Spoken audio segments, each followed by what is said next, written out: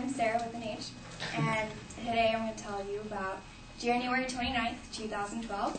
I woke up to the sound of my garage door opening and closing, and I had no idea that this day would change my life forever. It was a typical Sunday morning. My dad was out doing his 100-mile bike ride, training for the Ironman, because he's a total badass like that. My mom was out church for like the third time, and I was cleaning the house. My little sisters were doing God knows what in their room.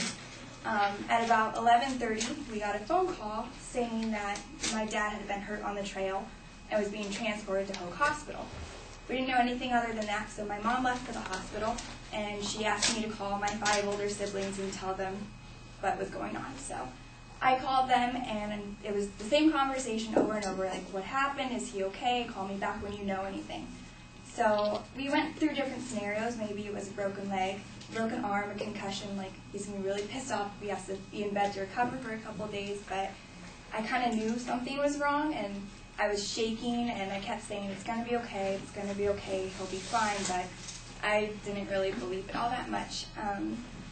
So within the time my mom was gone, deep cleaned my house. It's probably never been as clean as it was. And I comforted my little sisters, telling them, you know, Daddy's strong, whatever happened, he'll be fine. 2 hours went by, and my mom finally called me, and she said to put my phone on speakerphone and to go with my little sisters. I did it, and the first thing she said was, Daddy had a heart attack. I was like, okay, it's a lot worse than I thought, but Grandpa had heart attacks and like 7 strokes. So what's the recovery time? How are we going to move on from this? And she said, and he didn't make it. My youngest sister just ran from the room. My other sister was sobbing uncontrollably. I could barely hear my mom, and I physically fell to the floor.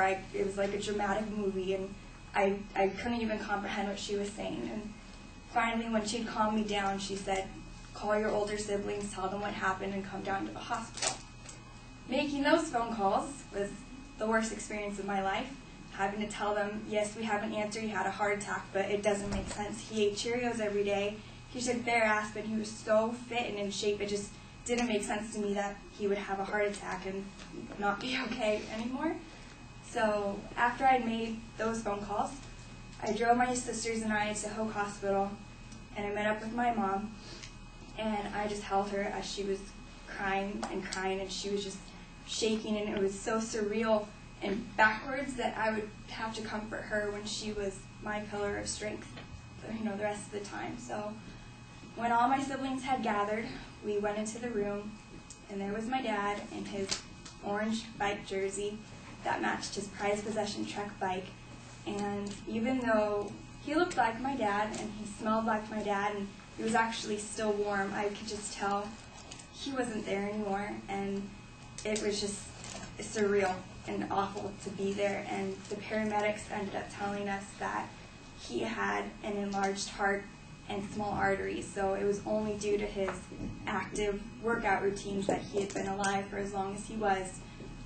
He had felt no pain. He fell over. There was a nurse running right behind him. She started CPR right away, but they just couldn't revive him.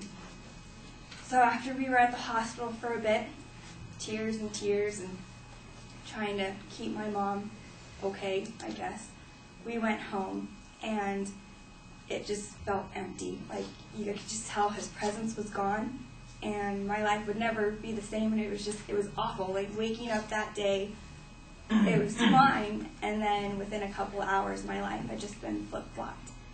And it was easy for me to pinpoint the worst day of my life because of how traumatic it was for me, and it still affects me every day of my life.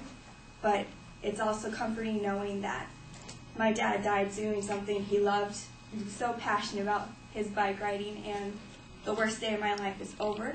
It's in the past. It's made me stronger than I ever thought I'd have to be, and my daddy would be really proud of how we've all carried on. Thank you.